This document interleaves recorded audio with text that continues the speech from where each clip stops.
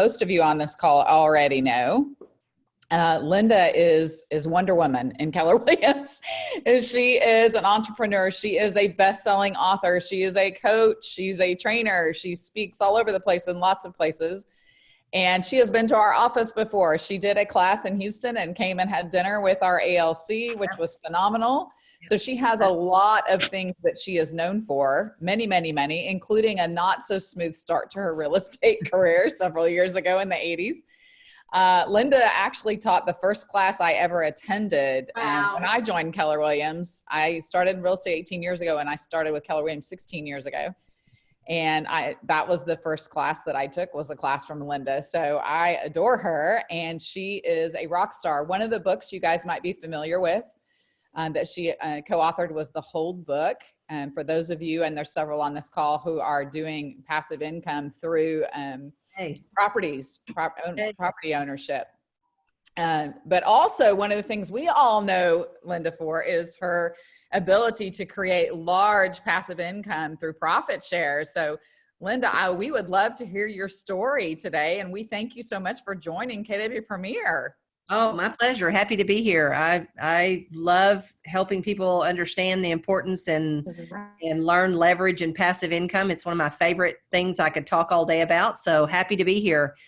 So, I was thinking about this the other day. It really if you really think about how did our journey start in wealth building, because most realtors, myself included, honestly, we just think about, making another sale and how do we get this house closed, and then how do we get another one under contract and all of that stuff. And so, but I think things like the pandemic, I think things like a market shift are all opportunities when a gradually and a suddenly kind of happens in our life that kind of wakes us up, shakes us up a little bit, if you will.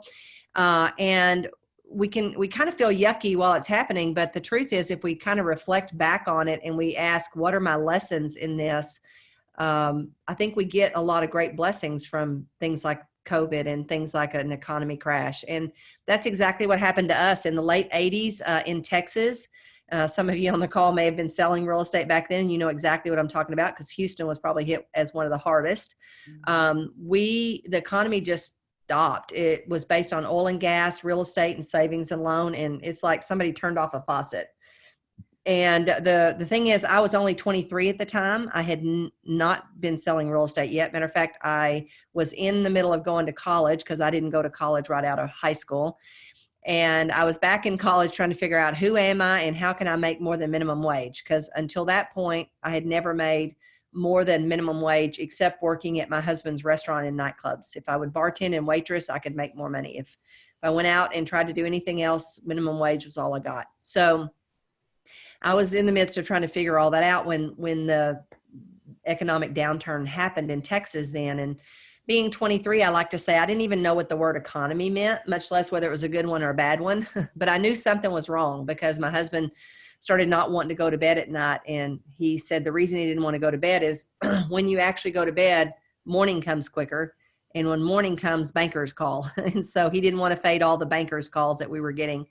And he would eventually come clean with me, and I would realize that we had actually had to sell a business for $600,000 less than we owed against it. So almost instantly, we went from doing pretty good to owing $600 more than we had actually sold a business for, and without the money to pay it back. So kind of changed our whole world upside down. We downsized our car. We started fighting about money. We did all the things you usually do when you get in a real terrible economic situation. And so I always say that the pain of that, though, was such a blessing, because what it made us do is go, who are the people that when an economic downturn happens or when things happen in life, they don't have this kind of situation. And so we started looking for books and, people that we could look to answer those questions. And one of the best books we ever read was a book called Cash Flow Quadrant.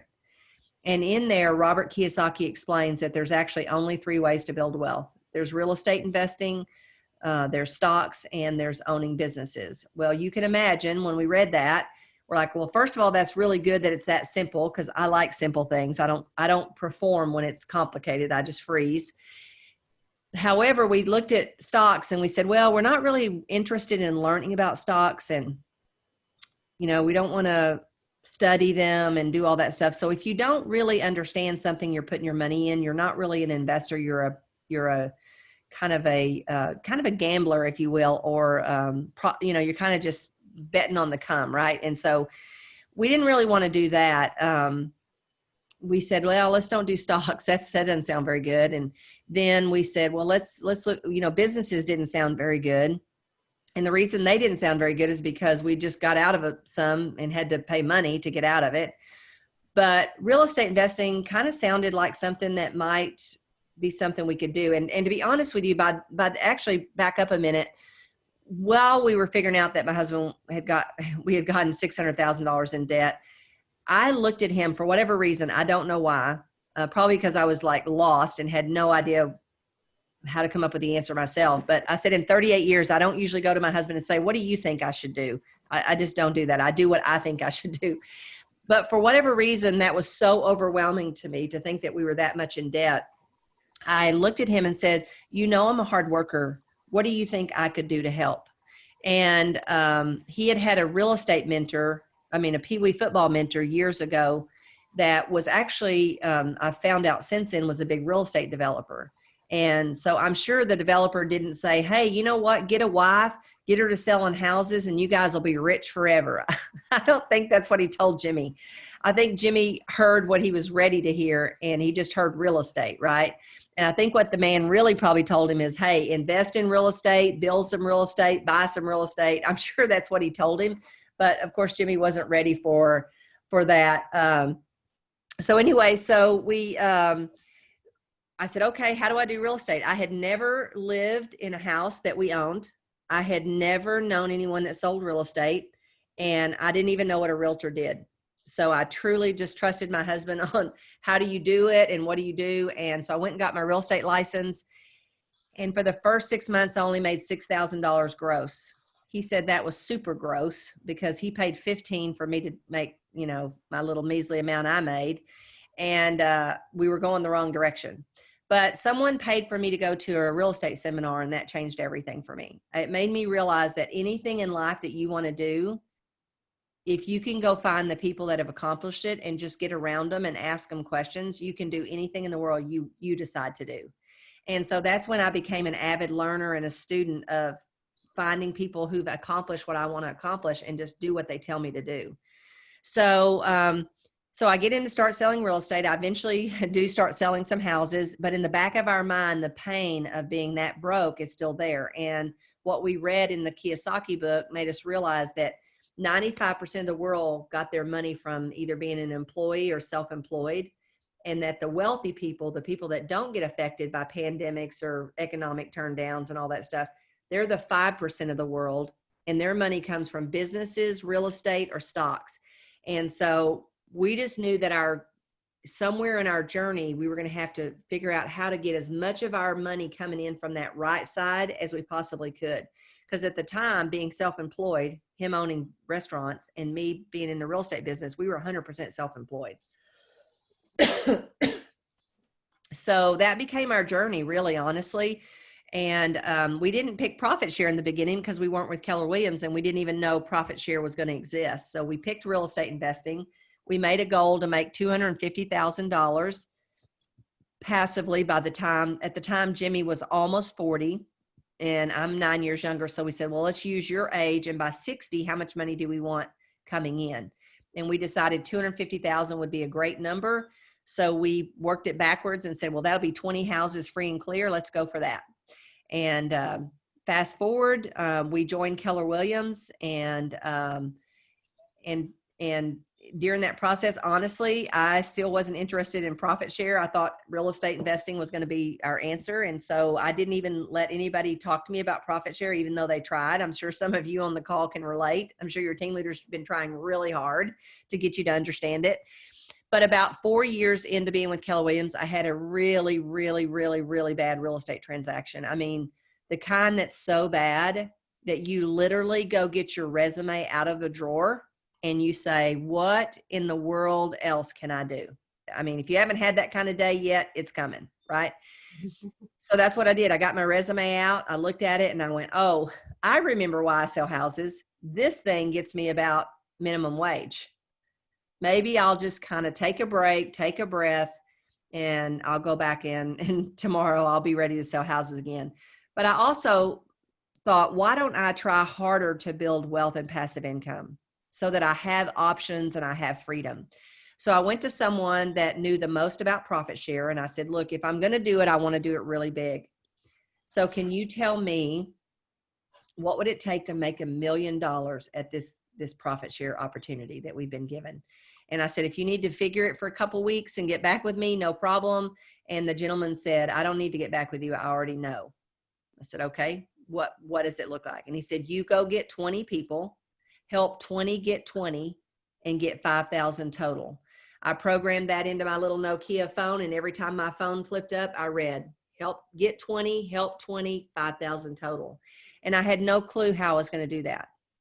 So that began my journey of looking and taking profit share seriously. And then a few months later, I'm in a mastermind with Gary Keller, and he challenges us to all go home and do a pro forma on another stream of income. That, we were all realizing that one stream probably wasn't going to be enough. So by the time it got around to me that day, everything had been taken. Home mortgage, title company, insurance, home inspection, building, everything was taken. There was not a single thing I could think of to do a pro forma on. And Gary Keller leaned over to me and he said, well, you've been wanting to understand our profit share program better. What if you did a pro forma and came back and presented to the group profit share as a standalone business? And anything sounds good 4 months from now, right? Even though you don't have a clue where that money comes from, how to figure it, anything. I didn't know. I'm like, sure, that sounds great. So sure enough, I brought the pro forma back 4 months later, and I was just in awe of the opportunity that we all had. And so that made me really decide I was going to treat it like a business. And then the first thing I did was think of, if I'm going to build anything, what is my formula for doing that? So I'm going to give you my formula. And this is the same formula that I use to build a real estate practice to 200 transactions a year. And it's the same formula when Gary Keller sent me to Ohio, Indiana, Kentucky to build Keller Williams. It's the same formula I used for that. So I want you to go back to your algebra days, and I want you to think about a formula. And this formula it starts with a capital R. And somebody can put this in the chat box for us if they would. And then you're going to do a plus sign after that capital R. And then you're going to put a big capital V and another plus sign and another capital V. And then you're going to put a line under all of those and put a big capital T. And I'm going to kind of share with you what this formula is. So the first one is, to build anything, you got to decide, what relationships do you need to get into? Who do you want to be a hero to? Who do you love helping? Who's somebody that if your day was filled with helping that person, it would go fast. You wouldn't think about what time it is. You wouldn't think about how much money you're making. It just would be that enjoyable. Okay. And so in the real estate business, for me, that would not be new agents, because new agents suck the life out of me. I think about all the things they got to learn. It's just not for me, right? However, you give me a mega agent, or what I like to call the untouchable agent, the one that you look out in the marketplace and you think they have no problems at all. Why would they ever want to do anything different? Because their life looks perfect. Those are the ones I love the most. I love the ones who are over leveraged, overworked, not getting enough money, haven't figured out how they're going to get out of the real estate business. Those are my favorite.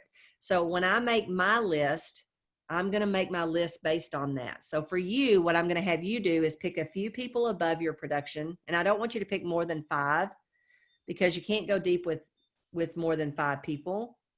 So pick a few above your production, a few at your production, and a few below your production. And the reason I say that is the next V.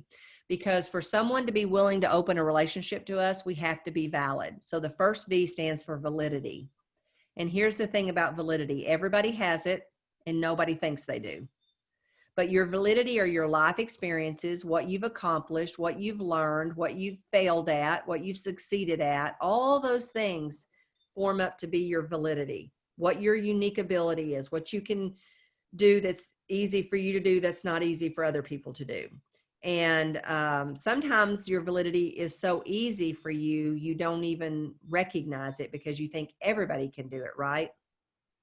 And you can also use the validity of the company. You can use our books. You can use the Shift book, the MREA book, the Hold book. Any of those books that have been written can also become your validity. Anybody in KW that's if you're at a training class and the master faculty trainers there, you can use their validity. People's inside KW that are in your upline that have produced at a high level or accomplished certain things, they can become your validity. So validity doesn't just have to be yours. It can be validity that you have available to you that you actually use to create that relationship, open the door, build the trust, and drive it deeper. So the second V stands for value gap. And I love Zig Ziglar's quote, you're going to get what you want in life by helping enough other people get what it is they want. And so here's the key part of that sentence. What do they want? And for me to be able to understand what they want, I got to start a conversation and eventually get to where I can ask them questions about their business so that I can understand what's missing in their business that would create value gaps that I can help drop things into, that I can drive that relationship deeper and create this amazing thing called beholdenness or reciprocity. And what happens when you create beholdenness is people can't stand for you to outgive them. So when you give and give and give to someone, they can't stand it till they want to give something back to you. And the something back to me that I'm going to try to get them to do is to take what I call a big step, which is go to mega camp, attend family reunion, meet me at a Starbucks, shadow me while I'm prospecting, shadow me while I'm doing a career visioning, come to one of our Zoom trainings. All of those things are bigger steps. And until you built the relationship deep enough and created beholdenness, people would probably say no to you for that. Okay, so does that make sense? And then the last letter is T, and that T stands for time. And that's the one we don't have control over. People will join Keller Williams when we're not good enough to make a buyer buy, a seller sell, or an agent join. The only time they're going to join is when they self-discover that what they need and want to accomplish in life can be better accomplished over at KW. That's when they'll join KW. So I can't have a magic script and make them join. I can't say anything wonderful and magical and make them join. I can get in relationship with them, start a conversation, uncover what their value gaps are, start dropping things into those value gaps. And over time, the way they self-discover is three things. You ask great questions that make them think.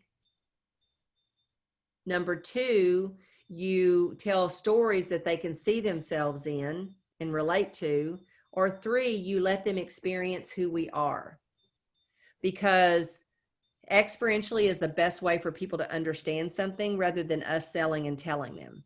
So I stole a quote from my son's college when he went, and because it so fits Keller Williams, and I have it on a sign in my office, and it says, from the outside looking in, we're hard to understand. And from the inside looking out, we're hard to explain. And since we are hard to explain, and it really isn't about KW, that's why we need to make this all about them. Nothing about KW. I don't say Keller Williams and I don't say the words KW. I only focus on them and what their needs are and how can I help them with their needs. Does that make sense? So time is the hardest one because we want them to come right away. And sometimes we'll get discouraged if people don't join. My longest recruit has taken 12 years. I've got one girl that'll probably beat that girl. But I can't control that.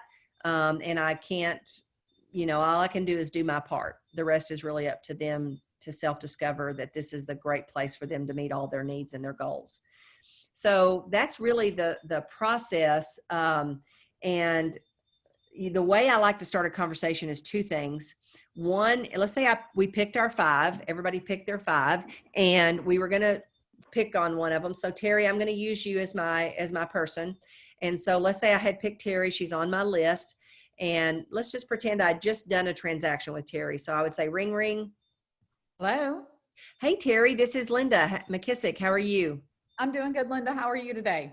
I'm doing great. Hey, I just want to call and say thank you so much and tell you how much I appreciated your responsiveness and how quickly you got back to us on the sale of 123 Main Street, and how much I enjoyed doing business with you because you're just always so responsive. And I just wanted to call and tell you that and tell you how much I appreciate you.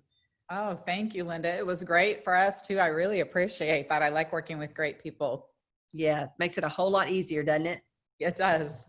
Hey, listen, while I have you on the phone, I love asking people that I really respect their opinion, kind of their thoughts on COVID. What have been some of your challenges that you've noticed, accomplishing your goals during during COVID? What have you noticed? I think one of the challenges has been our clients' perception of what is happening versus the reality of what is happening. There's a lot of fear. And so kind of combating that fear, being able to show them the facts around what's happening. You have everything from people saying, oh, no real estate is happening, to, oh, I can get a steal of a deal just because they think people are desperate. There's a lot out there in terms of that. Gotcha. That's probably one of the biggest. Yeah. So as far as good training, have you found any good training that's helped you with navigate through COVID or anything? Or is there any training you wished you'd found out there? Ooh, that's a great question. For me, I think I'm very visual, very hands-on. I think the most effective training for me is other people who are succeeding in that way and kind of their sharing of ideas. And there is some of that out there, probably not as much as I wish. Yeah, I hear you. Well, and for us, one of the things that I've really noticed is our listing inventory, now that we've gotten busy again, is just down to nothing. So yes, really focusing on different ways to get listings has been a big challenge. So we've had to shift our focus to that. Have you found the same thing? Definitely. Yeah. I mean, we get listings and they sell within 24, 48 hours. So the pipeline of listings is what we're struggling with. Yeah, I hear you. Well, again, Terry, I just want to call you. I don't want to take up all your time. I just want to say thank you and how much I appreciate doing business with somebody as professional as you. And I hope you and I can do another deal again real soon. I would love that. Let's do it. Awesome. Sounds good. Talk to you soon. Thank you. So here's what I want to point out about this. I want her to talk 80 to 90% of the time. I'm not going to say KW at all because it's not about KW. If you notice, I don't even introduce myself with KW. And what I'm trying to get from her is what are some things that if I could add value to her would help me deepen my relationship with her. And here's the thing, guys, it doesn't have to be 100% perfect. Just the act of giving. I have a friend named Joe Polish, and one of his sayings that I love the most is life gives to the giver and takes from the taker. And if you just remember, it's all about giving. What can I give? But if I can get close to some needs that she has and some hot buttons, I'm going to write those down on my whiteboard beside her name. And so my next call with Terry is going to be, hey, Terry, I was just thinking about our conversation the other day. And one of the things that you mentioned you really needed help with is ideas from top producers. So now if I had been in relationship with Terry long enough, or I might even try anyway, because if they say no to a big step, I just go back to the first step anyway and start giving and then try again later to ask them a big step. But being where we are right now, if Terry said that to me, I wouldn't say it on my first phone call with her, but when I called her back, I'd say, hey, Terry, I was thinking about our conversation the other day, and you said you love to learn from other top people that are navigating how they do their business during COVID. It's short notice, and I don't know if you'd be interested or not, but we have a great opportunity for that next week where we'll have nothing but top producers on panels. It's called a mega camp. And I thought of you, and I know it's short notice and you may not be able to, but would you be offended if I offered to try to find you a ticket for that, or that be something that would be interesting to you? And here's the thing, whether she says yes or no doesn't matter. Let's say she says no. I just say, well, hey, no problem. I'm going to be attending it and I'll get some great notes. And if you wouldn't be offended, I'll share those with you. Would that be okay? She's going to say yes. So now what do I have from next week? I have notes from Mega Camp that when I call her back, I can say, hey, Terry, Linda went through the training and it was amazing. And I got some great notes. I don't know where you are standing out on getting out with COVID or not, but Smith Street over here has a great outdoor area for Starbucks. I'd love to meet you and hand you these and give you these notes and share with you some of my ahas from them. So I'm going to just try to start dropping things into her value gaps, creating beholdenness. And then every so often, I'm going to dip my toe in asking her to do something bigger. So what are some bigger steps I would ask her to do? Well, remember, we all only have 24 hours. So I don't have 48, and that's why I'm recruiting more than anyone else. I have 24. So what I have to do and what you have to do is figure out, how do I, in the 24 of all the things I already have to do, how can I add recruiting so that it doesn't take away from what I'm doing, but it actually is just part of what I'm already doing. So let's say, for example, I might be going to lead generate one day. I might invite Terry to come sit with me while I lead generate. How many of you, I know for me, when I was doing the business, I would have killed to get to go on a listing appointment with Nancy Jane Hunley. She was the queen bee of listings, but that woman wouldn't give you a pinch of nothing to help you, because she's afraid if you won, she'd lose. So remember those things with yourself. Would you not have loved to go on a listing presentation with somebody? And guys, don't worry about that you're not that good. Them going along with you will, number one, make you better, and they'll just be appreciative that they get to go with you. Now, don't be terrible, but you know what I mean. You don't have to be perfect either. And so those are ways that we incorporated into our 24-hour day without having to find extra hours to do. What am I already doing that I could include people or bring people along? One example is I have a girl that's on my list, and I was about to teach a class the other day called business planning, and she's working herself to death. She's doing 140 something transactions with no assistant. So she has no life. And so I saw a place in the manual where it said, the reasons people don't add help, they don't hire someone. And one of the answers was they think that no one can do it better than them. So I took a snapshot of that and texted that to her, and she responded instantly. I did get on Facebook. I told my assistant to get a picture of her cute dog that is adorable and frame it, and let's send a note with her to that and say, hey, I know you get busy sometimes and don't have time to do some of these things, but that dog is just too darn cute. And so I thought you might want a framed copy. Those kind of things build relationships deeper. And when I reach out to her and I ask her to go to lunch or ask her to do anything, she says yes. And so that's what we're trying to do, because we want to get people to experientially experience us. And there's no way to explain our culture, but you could take them to Red Day with you and they'd understand our culture. So I want you to stop thinking of anything where you do anything alone. Think of what other agents out there would love to be able to go with you and learn from you and do anything, because they don't have any of that where they are.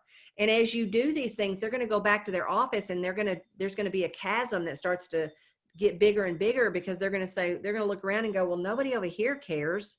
Nobody over here provides training like that. Nobody over here asks me these great questions. And that's when they begin to move towards self-discovering that maybe this is a better place for them to be. I make them bring up Keller Williams twice. The first time is they usually say something like, well, if I were to go anywhere, Linda, I'd join Keller Williams. And I say, oh, that's awesome. You're exactly the kind of agent I want to be in business with. And I go right back to talking about what I'm talking about. The second time they ask, it's more detailed. It's like, well, actually, what would it cost if I moved over? What are the splits and all the stuff I don't want to learn? So I just say, that time I say, well, I'll tell you what, that's a great question. And I'd love to kind of get caught up on some of those things too. So let's go get with our team leader, and she can explain all that to you. And I'd love to sit in on the call if you wouldn't be offended. And so I'm going to move them to leadership. If they're a brand new agent, all this goes out the window. You only want to spend enough time with them that they remember your name, because they're in such pain. They just need to get to a team leader and figure out, how have I been spending all this money? Now, how do I start making money? So if you're going to pick new people, this is going to be a whole different, you don't have to do all that. You just need to do enough to get them to remember who you are. Because remember, they're in such pain. And I want you to think of this question that I want you to ask everyone you meet from now on. If I'm standing in the grocery store line with Terry and I don't know her, and we're kind of talking for a second, I'm going to say something like, Terry, you might be good in my business. What does Terry have to ask me?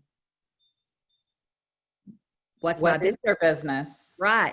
And so, and I'm saying, well, I'm in the business of real estate. Have you ever thought about a career in real estate? Because see, here's the thing. I've made more money off people getting into real estate than I made off thousands and thousands of real estate transactions. So my first priority is to get somebody in real estate. My second priority would be to buy a house from me. Whereas you've got it flipped. You think the most important relationships are your buyers and sellers. But if you've ever been to Mega Camp, at the very end of Mega Camp, Gary Keller says the number one most dollar productive thing any Keller Williams agent can do is recruit an agent. So, and plus, the good thing about that script is it's going to turn the conversation to what you do. 99% of the people don't say, yeah, I've been dying to sell houses, although they might after COVID, because my trainer reached out to me and wanted to know how to get her license. My hairdresser reached out to me and wanted to figure out how to get her license. So don't be surprised, but you should be asking everybody or saying, you know, you might be good in my business, because number one, you might get a recruit, and number two, worst case, you're going to turn the conversation to what you do for a living, which is what we're trying to do anyway, right? We're trying to get people to talk to us about real estate. Does that make sense? Yes. Turn this thing off. So here's what I want you to answer next, because I want to try to figure out what I've left out, because sometimes I do this so much I miss a big piece, because I'm used to doing it. I do want to tell you also, everything starts with a freedom number. So if you will text to the number 33444, that's the number in the text box, and the word freedom number together as one word, you'll get a copy of what we call our freedom number worksheet. And what I would like for you to do is sit down with your significant other, whoever's got to be a part of this with you, and come up with what's that number that if you had that number coming in passively, you would be free and you'd be working because you want to, not because you have to. You'd have options, you'd have choices, those kind of things. So that's what starts first is, yeah, that looks great. That's what starts first is a freedom number. And then you can kind of work it backwards and say, of that 100,000 or 200,000, I want 150 to come from profit share. So then what does that look like? What do I have to do? And then the other thing is we just finished filming a profit share online course that will come out soon. We just filmed it last week. And our goal with that profit share course is this, is you can take it at your own pace. We go into a whole lot more detail than what we've done here. And then after you finish the course, every 3 to 4 weeks, there'll be a live call that you can jump on and you can say, hey, Linda, I tried this, here's what happened. And we can kind of get you unstuck, or we can help you keep moving forward, or we can just keep it top of mind for you to remember that this is super important for you to work on. Yeah. There are a lot. I mean, my son has a kid in his downline that grew up with us since he was 3 years old. He doesn't sell a lot of real estate. He listened to everything we said growing up, and he does two things. He buys investment properties with his parents, and he builds his profit share tree with nothing but new agents. He made $6,000 last month, and he's been working at it for 3.5 years. Guys, that's super impressive, right? Mm-hmm. And all he did was make a decision. He made a decision that this was going to be part of his wealth building plan, and he was going to work at it. So I want you to answer this question, and I hate to say the word but, because Bold hates it when I say but I don't know what else to say. I would do this right away, Linda, but, and whatever your but is a missing gap that I either forgot to tell you or you're stuck on that you can't get over, and we need to work on either one so that we can get you past and you can kind of start implementing this into your life. So who has a question or a but?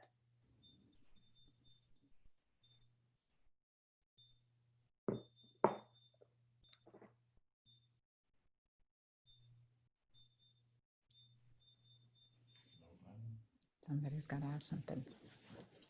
What's keeping you from doing it, guys? What's in the way? I would do it right away, but I would make my list and I would call. I have a question. Got it. Who is this? Linda? Yeah. Susan Becker. I've been with Keller Williams for a long time, 1998. I had a lot of people in my downline when I first became an agent because of just working hard and building my downline. What I'd like to know is, what you can do to kind of keep those people in your downline, because what I find is I work really hard, I get an agent to join, but a lot of times they don't stay. Okay, that's a great question. And here's my answer to that. I don't, because that's the one thing you can't control. If they're new, you know that there's a percentage of agents that are new. This is another reason why new is not my favorite thing to work on. But however, my son and his person in his downline, they just know the statistics. That's why they have to constantly work it, because a certain percentage get out. So two things. One, if you recruit mostly new, it's going to really take a lot more people because of the statistics of the new people that just don't make it and get out. So nothing you can do about that, right? I mean, you could make sure they're in training and plugged into productivity coaching, those kind of things. But at the end of the day, nothing. You just got to keep living it yourself. You got to keep looking for people, because here's the beautiful thing. I have never seen more people come back to a place than this one. So the odds are they could come back. So stay in relationship with them if you really like them, if they went somewhere else. But I don't worry about all that. People ask me all the time, you know, how many people are in your downline? How many people left? How many? I don't know, because it's irrelevant, right? I get up every day and I have a list of people that I'm working on to change their life, like my life has been changed. And I can't, just like if I had a team, I can't make someone on my team want more for themselves than they do. And so it would, to me, that would get me down in the weeds, and I would constantly be focusing on why this doesn't work. And it might be something that would hold me back from something way bigger and way more beautiful if I did that. So I'm not doing that. I'm going to stay at 30,000 feet in anything in my life. I don't like the weeds. The weeds suck my life and make me think only of the negatives, and I'm not going to do that. So I would encourage you to let go of that and just say, you know what? If I can encourage them or I can help them, absolutely. But I can't want more for people than they want for themselves. And if they leave, I'm going to stay in relationship with them and always be kind and friendly to them, because you just don't know when they're going to come back, because what we have is great. And sometimes they got to go somewhere else to see that. I've had that happen, but I don't pay attention to that. I couldn't tell you how many people are in my number and in now my son every once in a while will tell me something. I'm just like, well, that's great. That's awesome. You know, I'm not going to focus on that. I'm going to focus on what I can have control of. And that is the front line of changing people's lives. And, you know, I always like to say, I never had a buyer or seller look me in the eyes with tears and say, you changed my life. And I did thousands of transactions. However, I've had agents look at me with tears in their eyes and say, thank you. You not only changed my life, but you changed my family's life. And that's enough for me, and the way my own life's been changed, to keep me committed to doing this. And so I would say, throw all that out. Don't worry about that. What can you worry about is making new relationships and getting in relationship. And some of your people are going to just feel like they've died and went to heaven with all the tools and the things they have, and they're going to be forever grateful. The 21st of every month, I get lots of texts from people that say, thank you. I mean, I get regular things from people that I'm, you know, haven't talked to in a while, and they'll say, man, thank you. You changed my life when you brought me this company in. And it just warms my heart, you know, because I don't know what people are taking advantage of and what they're not. But I know if they do take advantage, it can change their life. And so I just have to be committed to that part. But it's real easy to either focus on the one person who didn't choose you, which I've had that happen too, or the person that you thought should have been in your downline, but they weren't, or the person that comes in and leaves. But I just can't focus on that. I got to stay committed to where we're going and who we are as a company. And some will come and some will come back and some will go and some will, and that's just the way it is. So I think that might help you a lot. Just don't pay attention to that. That's exactly what I would do.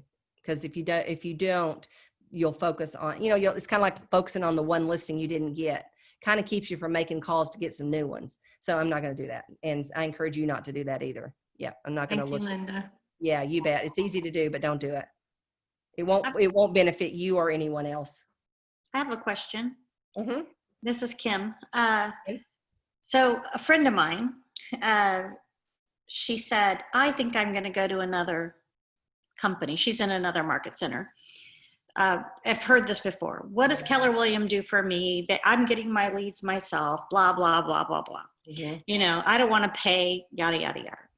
Mm-hmm. Anyway, I spoke to her, and now I've got her in MAPS coaching. So she's here. She's stuck, you know. Yeah, she stuck around.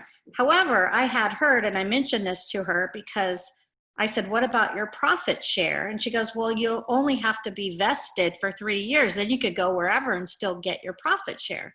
But I had heard that was changing. Did that change? It did, but it only is now, it didn't go retro. So okay.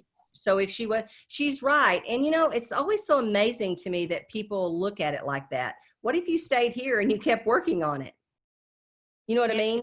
What you say Yeah. when you decide to go somewhere else is, oh, I've got what I've got, and whatever it is. But if you stayed here and you actually worked on it, what could it be, right? Right. Because a So, and lot of people I are, love what you did with the other person, plugging them in, because here's the thing: nobody saves their way to wealth, and there's always a cheaper place. And it's kind of like if you went on a listing appointment and they said, hey, I want the cheapest realtor with the cheapest commission. And you look out in their driveway and they're driving a Mercedes or a Lexus. All you got to say is, well, I'm just curious. Why do you not want the cheapest car? right. Well, I don't like the cheapest car. Okay. Well, think about it what kind of advantages do you have from driving in that car that you love and appreciate that do something for you? That's the same way when you're looking at a real estate company. The cheapest, what are you going to do with that cheap savings that you're going to get? You're not saving your way to wealth with it. And you're definitely not going to get any more learning tools to help you grow your business. So a lot of times people are they're frustrated or they're stuck. And so they're looking for a greener pasture. Remember that E to P chart that we always look at? That's where That's we're where people they get from that in that E to P, and they think that greener pastures is the answer, instead of saying, okay, well, let's look at what the chart says to do. It says get focused. What do we need to be focused on actually? What models and systems do we need to be following? And people just get lost and don't do that. So good for you for pointing her back to something that would get her focused. I met her in Bold 3 years ago, and she's a good friend, and she's a go-getter, and she wants to build a team, and she's got 2 kids in college. So it was, some deals fell out. And when that happened, she looked at the money. Yeah. Oh my gosh, well, I could save if, what I give Keller Williams. Well, you're paying as you go. Yeah. So, Exactly. she's down on herself and afraid to do coaching. And I know she just got her coach. And so That's awesome. I'm happy that I led her there, because she's afraid, just like everybody. Yeah. But I told her about Cindy Price in our office, Terry, and how her business changed with a coach in 18 months. So anyway, I know Jen's going to do great. That's great. Good deal. Love it. It's somebody else. Thought I saw another question. Yeah, you're right, Terry. The grass is greenest where we water it, right? So true. Yeah. And the thing is this is not going to be something, this is something you're going to have to work at and make it part of who you are and disciplines and habits of what you already do. And when it comes to validity, here's the thing about validity. Everybody has it. Nobody thinks they do. Yes. Think about who comes to you in your office already. What do you like to teach in your office already? Because whatever you're already teaching is something you like. And so that's what you could help someone outside of Keller Williams with. Anything that you're already helping somebody inside Keller Williams with is the same thing you could use as validity to people outside Keller Williams. So, when you pick I'd say pick 1 or 2 or 3, just to get yourself in the habit of learning to look for things and to think about the relationship with another agent in a way that you haven't been thinking about it in the past. We've only been thinking about how important our buyers and sellers relationships are. And we really need to change the priority of an agent relationship and how important that actually is. And also I looked around, you should, maybe your database even, COVID is making a lot of people rethink their lives. And, 8 of my best agents in one of my market centers when we opened it was my past clients. And I'd much rather have them as agents as I had past clients.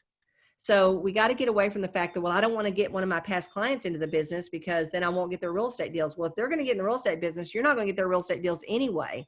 So at least get them into Keller Williams and in your downline. So I would on a regular basis also not only be asking everybody I meet, have they thought about a career in real estate, but also have you, my database, have you thought about a career in real estate, or do you know anybody that's thinking about changing careers after COVID?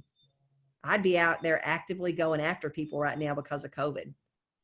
So your son posted a Facebook ad. I'm just trying to get into Facebook ads for listings and buyers, but I saw it. It was a very simple ad, and he was promoting that. How do you feel about that for finding leads for people wanting to change careers? Absolutely. That's a great point. Press is my son that's doing that. And he is the one that has the young guy right under him, and they put the website together just like Aaron Kaufman and Brent and them did. Right. And I think that's a great idea. I don't know that they've actually done that themselves right now. I know they use LinkedIn and a couple of other places, but I say absolutely give it all a try. I mean, and if you just stayed committed and dedicated a small part of your week to focusing on this. I mean, Nick literally has been doing it for about 3.5 years, and look at the return. I mean, my goodness.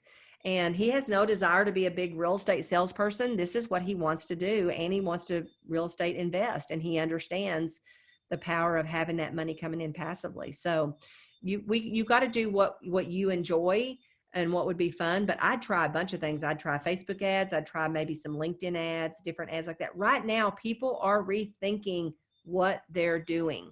They just are, you know, and all of us were new once, every one of us, right? So absolutely, I would try that. And I'm going to tell him, hey, you're running that ad for buyers and sellers. Why are you not running an ad for agents?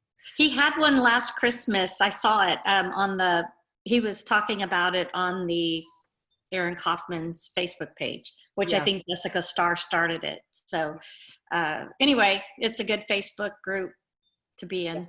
Oh, absolutely. Absolutely. We encourage, just stay connected, because you got to keep this top of mind. This is going to be something that the first time a deal comes along, this is going to be out the window for you. And you're just going to look back and go, man, what a gift or an opportunity that was available that I didn't even see what I could do with it. And look at Cindy Bluestein that's in y'all's area.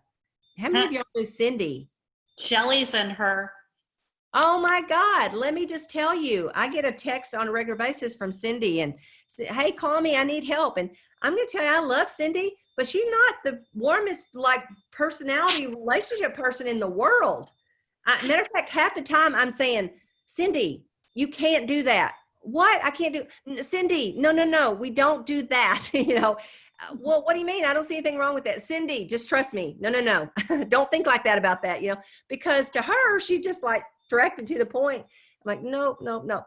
And look at what she's done. I'm so proud of her. I love the fact, and I always tease her and say, my goal for you is someday you make so much more money in profit share than your high-powered sister who won't join Keller Williams. I don't know if she's ever joined or not, but I love it. And I just think there's so many different examples out there, guys, that, and even if you said, you know, $1 million isn't what I want to go for 100,000. Go for 50,000. It'll change your life. So, you know, I hate it when people say, well, easy for you, you know, you got in here. No, I just decided to treat it as a business.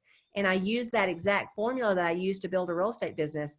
And if I can do it, anybody on this call can do it. I just made a decision. That's why I say start with your freedom number first. Pick your list of people that you're going to put on your list. And just make a commitment to this and give it a couple of years of your full effort to not in spite of your business, but alongside your business. And I think you'll really understand, because profit share is one of those things you have to believe it before you see it. And that's hard.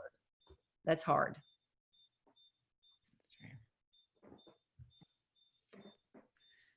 Thank you so much. Gosh, Linda, that was a lot of amazing information. What I love about what she just did, I hope you guys all caught this, she gave us specifics. This is how specifically to get started. This is specifically what to do, who to talk to. Put it on paper, because you know written goals have a higher chance of success than those we just envision in our minds. And a way to help us, which I love. Does anybody have any more questions before we wrap up? I would definitely want to honor her time. She's been so gracious to give to us today.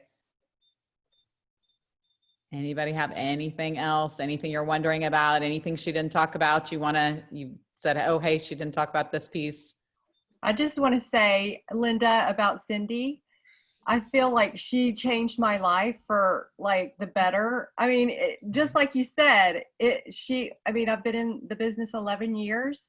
And if I didn't have real estate, I do not know what or where I would be. And it just kind of saved me, you know? So you know what? That gives me chill bumps that you say that.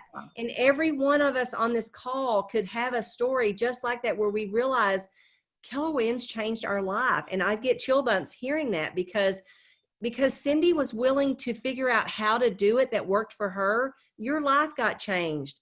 And because someone was willing to be brave enough to reach out to me, the number one agent in my town that looked like I had everything all together, and give me an opportunity to self-discover, they changed my life. So thank you for sharing that, because I think if we all looked at that a little bit more about how our own lives were changed, and we learned to just say, you know, look, Shelly's life has changed because Cindy was brave enough to figure out how she could do it that worked for her. I love that. So thank you. Thank you. And be sure and always share that with Cindy, because I know she always needs it like I do. I love it when people say thank you, because you want to think you're making a difference, right?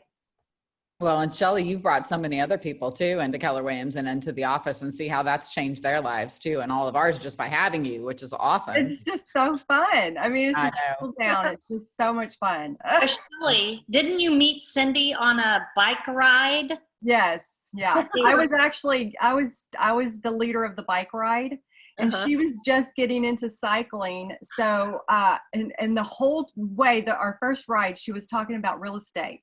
So the very next day, she made me go to the real estate school, Champion School of Real Estate, and get signed up that day. Yeah, like, she was like pushy like that. I can see her doing that. You know, I almost came up with her to do a bike ride. It's been a few years ago, but I almost came up with her when she was getting into riding, because I run and I ride, and I thought, oh, that'd be so fun. I'll bring my bike up one time and we'll just go do a ride together. So I could just see Cindy doing that. Do it right now, right now, right now. Yeah. And I'm the type of person that kind of needed that. Yeah. So it was perfect for me to just say, okay, I'm getting off this fence. I mean, I'm going to go do it, you know? I love it. Makes me realize we got to get out of the office and away from the desk and go meet people and do things and interact. Yeah. And the script is, you know, you might be good in my business. Yeah. Well, and like Linda said, I think one of my favorite things she talks about is we always make assumptions that other agents have everything together. And I promise they don't. We all have things we don't have together. So why are they any different, right? You know, it's so true, Terry. And I remember the girl that took 12 years, the one that so far is my longest one to recruit. I remember I used to be intimidated by her. Literally, I was intimidated by her. And after I got her into the company, I thought, oh my God, her life is a mess. you know what I mean? I realized that me being intimidated, and this wasn't saying anything bad about her. It was just saying, who was I to be intimidated by someone that I didn't even know their story? It was a story I was making up about them. Yes. That makes sense. So now I love it. She, you know, she's flourishing and she's doing great. And, you know, she called me months after she got in the company and said, what's that script you used on me? Because it's so good. I said, I don't know. I talked where you were. And she goes, yeah, but you talked to me about something about, you didn't know what opportunity had lived my life for and what energy I still had left. Cause I think about where, and in the full course, we talk a little bit more about this, where they are in their career is going to be different places that you kind of have an idea of what conversation would trigger them, but you don't want to assume it. You just want to start there and then ask great questions to figure out what is important. And it was, you know, she was already, what questions are they already asking in their own head? If you can kind of come up with stuff around that when you're having your conversations. You know, the other one, I think I said a compliment was my favorite because nobody ever has enough of them and nobody ever minds a new one, but they've got to be genuine and real. Don't make up something that's not, because they'll see through that. My other one is to ask their input or their thoughts, because again, nobody gets asked, what do you think? And when I teach Fierce across the country, it's one of my favorite courses. I teach 2 or 3 times a year. In there's a guy from GE that says for 35 years, GE had my hands, and for free, they could have had my head, but they never asked him what he thought. Mm-hmm. And so that stuck with me. And then Oprah Winfrey said in all her years of doing interviews, the thing she understood about people the most is that their number one desire was to not be interpreted, but to be understood. Mm-hmm. People are hungry to be understood. So learn to ask great questions, and better than anything, learn to listen. Learn to prepare for 80 of 90% of the talking to be done by them. They will feel like it's the best conversation of all if you can learn to do that. And it's hard. It takes practice. It takes patience. And it takes learning to let silence do the heavy lifting, but it's so worth it, what you'll get out of it. Yes. Oh, it's so true. One of my favorite things. When I was the team leader at the office, I used to have a thing across from me on the bookshelf that said WAIT. Why am I talking? Yeah, so true. Right. So awesome. True. Yes. Awesome. Thank you, Linda. We appreciate your time so much. You guys look in the chat box real quick. If you haven't already sent your text, do that for your freedom number. and, just let's get going on it. It's awesome. What Yep. a great opportunity. Yep. Because Terry, the greatest way people on this call can pay me back is because we're going to eventually write a book around the formula, is to share with me your success stories of how the formula is working and it's working for you. And because I don't come on these calls just to hear myself talk, I want people's lives to be changed. And I want people to take action and give it a try. And don't wait till you're 100%, go at 60, 70, or 80%, because we learn in the activity. But the way you repay me for my time of doing this is let me hear your success stories, because it fills me up to know that what I'm saying matters. That's fantastic. There's our give back, you guys. That's amazing. Thank you, Linda. Everybody, thank Linda so much. My pleasure. Have a fantastic day. We'll see you, I guess, on Mega Camp next week. Yeah, we'll see you next week. See ya. All right. Thanks so much, everybody. Have a great day.